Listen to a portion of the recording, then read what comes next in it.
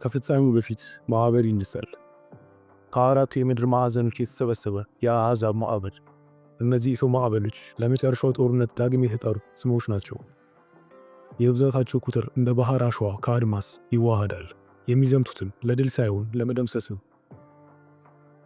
በራዕይ 20 ከ7 እስከ 9 ላይ እንደተጻፈው የሺህ ዓመቱ የሰላም ዘመን ሲያበቃ ሰይጣን ከታሰረበት ይፈታል፣ ዓመፅም ከእርሱ ጋር ዳግም ይነሳል።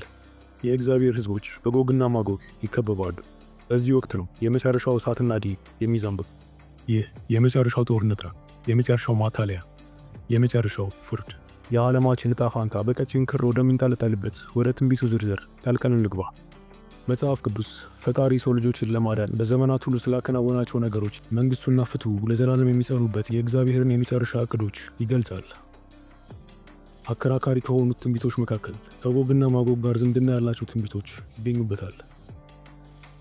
እነዚህ ምስጢራዊ ስሞች ለተለያዩ ሆኖም እርስ በርስ በተያያዙ በሁለት የመጽሐፍ ቅዱስ ክፍሎች ውስጥ ተጠቅሰዋል። በሁለቱም ክፍሎች የመጨረሻ ውጊያና እግዚአብሔር ፍርድና ድልን ለማድረስ ጣልቃ እንደሚገባ አስፍረዋል። በዚህ ትረካ ቀጣዮቹን ሁለት ትንቢታዊ ጽሑፎች በዝርዝር እናያለን። በቅድሚያ ከክርስቶስ ልደት በፊት ለነቢዩ ሕዝቅኤል የተሰጡትን ራእዮች እንቃኛለን። በመቀጠልም በፈጥሞ ደሴት ላይ ለሐዋርያው ዮሐንስ ወደ ተሰጠው አስደናቂ ራእይ እንሻገራለን። ይህም ራእይ ሰላም በሆነው ዘመን መደምደሚያ ላይ የሚነሳውን የመጨረሻውን ዓለም አቀፋዊ ዓመፅ ይዘረዝራል። እነዚህ ትንቢታዊ ምዕራፎች የመጨረሻውን ድል በተመለከተ አስደናቂ ገጽታዎች ይስሉልናል። ትንቢተ ሕዝቅኤል ከሰሜን የሚነሳው ወረራ። የይሁዳ ሕዝብ በግዞት ከወደቀ በኋላ በግዞት ስር የነበረው ነቢዩ ሕዝቅኤል አስፈሪ ራእይ ተመለከተ። የጦርነት ራእይ። ሕዝቅኤል በዚህ ራእይ የእስራኤል ሕዝብ ከብዙ ብሔራት ተሰባስበው ወደ ቅድመ አያቶቻቸው ምድር ሲመለሱ ተመልክቷል። በአንድ ወቅት ባድማ በነበረውና አሁን ሕይወት በዘራው ስፍራም ዳግም ይኖሩ ነበር። በሮች፣ መወርወሪያዎችና ግድግዳዎች የሌሏቸው በትምክህት የተሞሉ መንደሮች ብቻ ነበሩ። ይሁን እንጂ ይህ ሰላም ዘላቂ አይሆንም። የትንቢቱ ቃል ወደ ሕዝቅኤል የመጣው አስፈሪ ማስጠንቀቂያ በመስጠት ነው። ሕዝቅኤል 38 ከ2 እስከ 4 እንዲህ ሲል ይነበባል። የሰው ልጅ ሆይ ፊትህን በጎግ ላይና በማጎግ ምድር ላይ በሞሳህና በቶቤል ዋነኛ አለቃ ላይ አቅናበት፣ ትንቢትን ተናገርበት፣ እንዲህም በል። ጌታ እግዚአብሔር እንዲህ ይላል፣ የሞሳህና የቶቤል ዋነኛ አለቃ ጎግ ሆይ እነሆ እኔ በአንተ ላይ ነኝ፣ እመልስህም አለሁ፣ በመንጋጋህም ልጓም አስገባብሃለሁ። አንተና ሰራዊትህንም ሁሉ፣ ፈረሶችና ፈረሰኞችን፣ የጦር ልብስም የለበሱትን ሁሉ፣ ጋሻና ራስ ቁር፣ ሰይፍ የሚያዙትን ሁሉ ታላቁን ወገን አወጣለሁ። ታላቅ ኅብረት በመፍጠር እንጂ ጎግ ብቻውን አይዘምትም።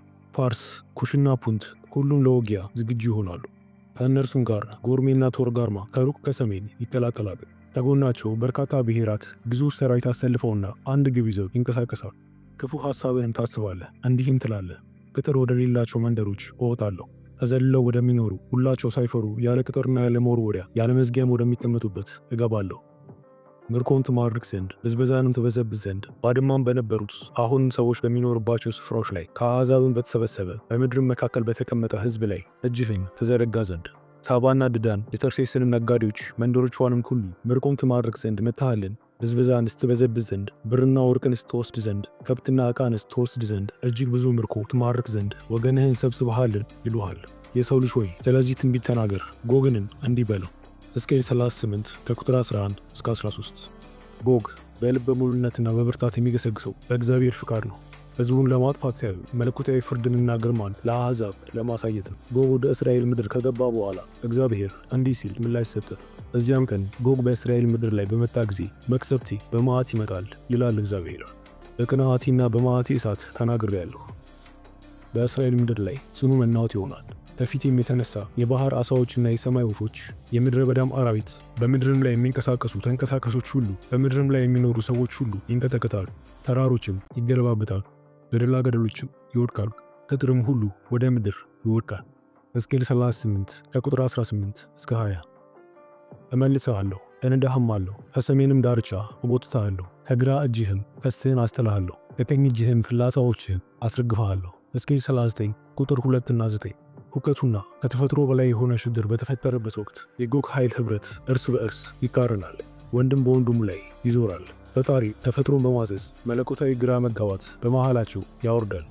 በቸነፈርና በደም እፈርድበታለሁ፣ ዶፍም የበረዶም ድንጋይ እሳትና ድኝም በእርሱና በጭፍሮቹ ከእርሱም ጋር ባሉ በብዙ አሕዛብ ላይ አዘንባለሁ።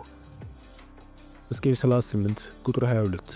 ይህ በሰዎች መሃል የሚቀሰቀስ ግጭት ብቻ ሳይሆን ምድር የሚሰነጥቀው ተራሮች በጭስ የሚሸፈኑበትን እንዲሁም በእሳት የሚበራውን ሰማይና ሁሉን ቻይ የሆነው አምላክ ያለውን ከፍተኛ ኃይል የሚያሳይ ትዕይንት ነው።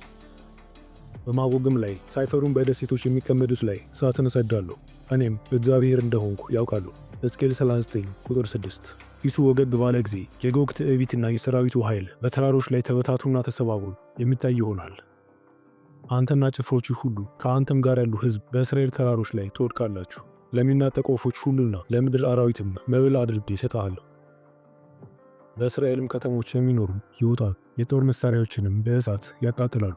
አላባሽ ጋሻንና ጋሻን፣ ቀስትና ፍላጻዎችን፣ ጎመድና ጦርንም ያቃጥላሉ። 7 ዓመት በእሳት ያቃጥሏቸዋል። ሕዝቅኤል 39 ቁጥር 4 እና 9። የጎግ ሰራዊት አስክሬን በጣም ብዙ ከመሆኑ የተነሳ እነርሱን መቅበር ወደ መለኮታዊ ግዴታነት ይለወጣል። በዚያም ቀን በእስራኤል ዘንድ በባህር ምስራቅ የሚያልፉበትን ሸለቆ የመቃብርን ስፍራ ለጎግ እሰጣለሁ፣ የሚያልፉትንም ይከለክላል። በዚያም ጎግና ብዛቱን ሁሉ ይቀብራል። የሸለቆውንም ስም ሐሞን ጎግ ብለው ይጠሩታል። ሕዝቅኤል 39 ቁጥር 11። በእሳት ነበልባል፣ በከባድ ዝናብና በመሬት መንቀጥቀጥ እግዚአብሔር ፍርዱን፣ ሥልጣኑንና የማይናወጥ ቃሉን ያሳያል። ማንኛውም ክፉ ኃይል ሊቋቋም አይችልም። እግዚአብሔርም በነቢዩ ሕዝቅኤል በኩል አውጇል። ክብሬንም በአሕዛብ መካከል አኖራለሁ፣ አሕዛብም ሁሉ ያደረግኩትን ፍርዴን በላያቸውም ያኖርኳትን እጄን ያያሉ። ሕዝቅኤል 39 ቁጥር 21።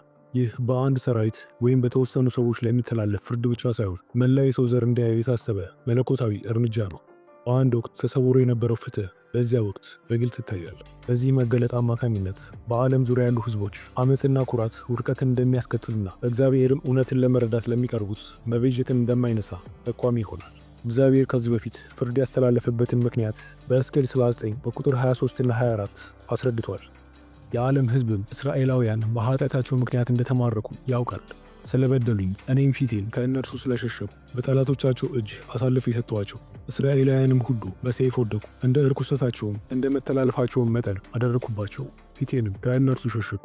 አለመታዘዛቸው ብቻ አልነበረም፣ በጣዖት አምልኮ አማካኝነት ክህደት መፈጸም፣ ፍትህን ማዛባታቸውና የጨከነ ልብ መያዛቸው ነበር። እስራኤላውያን በተደጋጋሚ ከግብፅ ካዳናቸው አምላክ ፊታቸውን አዙረዋል።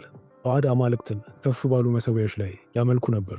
ድሆችን በሰይፍ ይገድሉና ንጹሕ ደም ከማፍሰሳቸውም በላይ የጌታንን መቅደስ አዋርደዋል። የይሁዳ ልጆች በፊቴ ክፉ ነገር ሰርተዋል ይላል እግዚአብሔር። ያረክሱትን ዘንድ ስሜ በተጠራበት ቤት ርኩሰታቸውን አኖረዋል። ትንቢተ ኤርምያስ ምዕራፍ 7 ቁጥር 30። እኔን የሕያውን ውሃ ምንጭ ትተውኛልና የተቀደዱትን ጉድጓዶች፣ ውሃውን ይይዙ ዘንድ የማይችሉትን ጉድጓዶች ለራሳቸው ቆፍረዋል። ትንቢተ ኤርምያስ 2 ቁጥር 13። በዚህ ዓመፅ የተነሳ አምላክ ጥበቃውን ወደ ኋላ አፈገፈገ። ይህም እንደ አሦርና ባቢሎን ባሉ ኃይሎች ድል እንዲነሱና እንዲበታተኑ አድርጓቸዋል። ይህ ተግሳጽ እንጂ ጥፋት አልነበረም፣ እርማት እንጂ ሽረት አልነበረም። ዓላማው ፍርድን ብቻ ሳይሆን ምሕረትን፣ ፈውስንና መልሶ ማቋቋም ያጠቃልላል። ቀጥሎ የሚመጣው ፖለቲካዊ እድሳት ብቻ ሳይሆን መንፈሳዊ ለውጥም ጭምር ነው። ፍርሃት በሰላም የሚተካበትና በእርቅ የሚሸማቀቅበት ጊዜ ይሆናል። እርግጥ ነው ክፋትን የሚጋፈጥ በአመፅ ላይ የሚፈርድ አምላክ ነው። በሌላ በኩል የተሰበሩትን መልሶ የሚጠግን፣ ብሔራትን የሚፈውስ፣ ለሁሉም ሕዝብ ነገድና ቋንቋ ራሱን ለመግለጥ የሚተጋ አምላክ ነው። ሕዝቅኤል የተመለከተው መለኮታዊ ድል ራእይ ወደፊት ስለሚከናወነው ትንቢት ብቻ የሚናገር አይደለም፣ አዋጅም ጭምር ነበር። በሰዎች የታሰበ ማንኛውም እቅድ፣ የትኛውም ብቅ የሚል ኃይል የሁሉን ቻዩን ፈቃድ መግታት እንደማይችል ነው። በሁከትና በግጭት መካከል እንኳን እግዚአብሔር ለዓለማችን መዳን ምክንያት የሚሆን እቅድ በተግባር ላይ አውሏል። ከምስራቅ እስከ ምዕራብ፣ ከደሴቶቹ እስከ በረሃው የሰው ልጅ ሁሉ አምላክ እሱ ብቻ መሆኑን ይገነዘባል። ነቢዩ ሕዝቅኤል ራእዩን በጽሑፍ ካሰፈረ ከብዙ ክፍለ ዘመናት በኋላ ወደ ፍጥሞ ደሴት የተሰደደው ሐዋርያ ዮሐንስ ፍጹም ከሆነው ኢየሱስ ክርስቶስ መለኮታዊ ራእይ ተሰጥቶታል።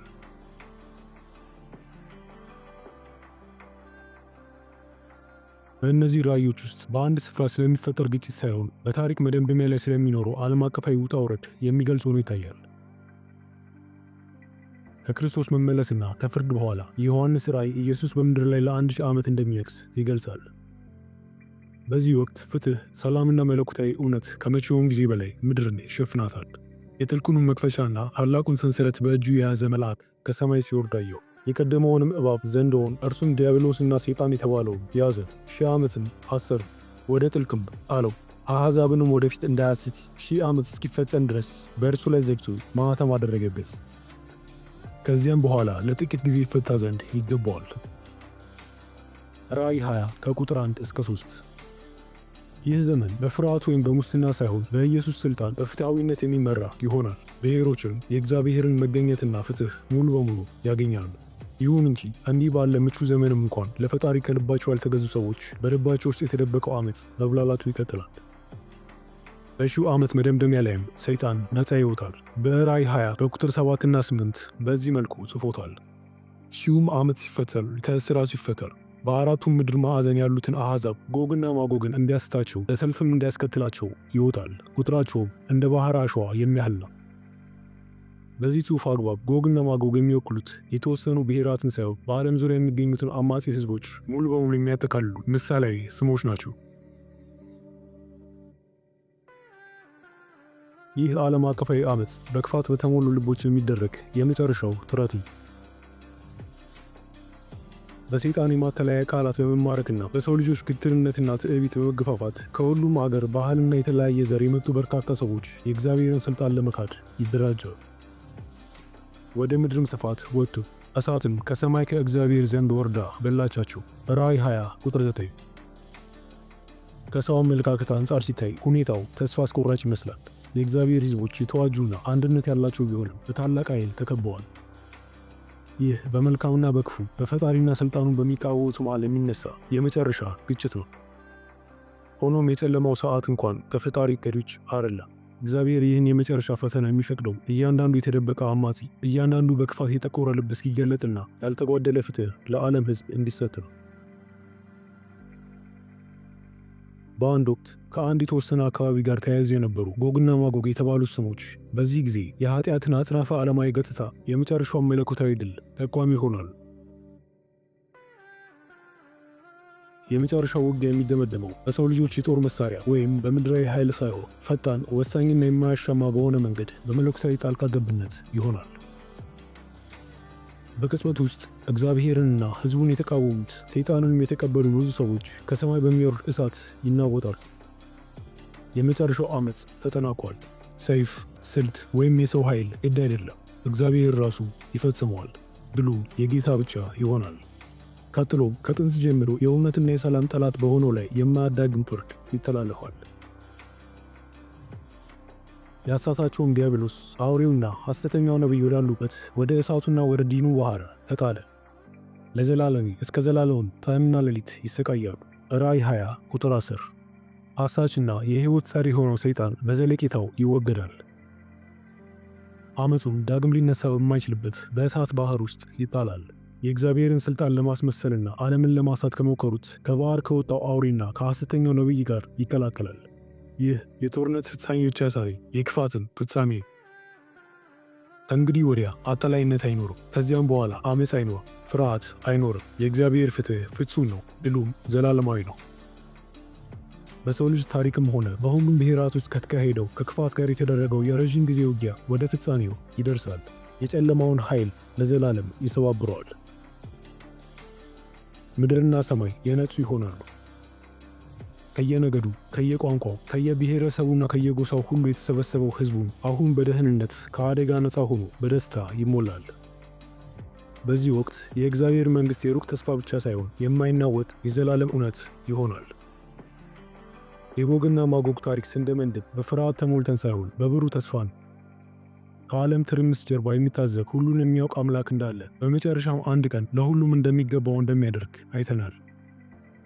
ከክፋት ጋር የሚደረገው ውጊያ የሚደመደመው ግራ በመጋባት ሳይሆን ግልጽ በሆነ መንገድ፣ በከንቱ ሳይሆን በክብር፣ በፍርሃት ሳይሆን በእግዚአብሔር ሰላም በመሞላት ነው። በእርሱም ለሚታመኑ ሁሉ ይህ ጅማሬ ብቻ ነው።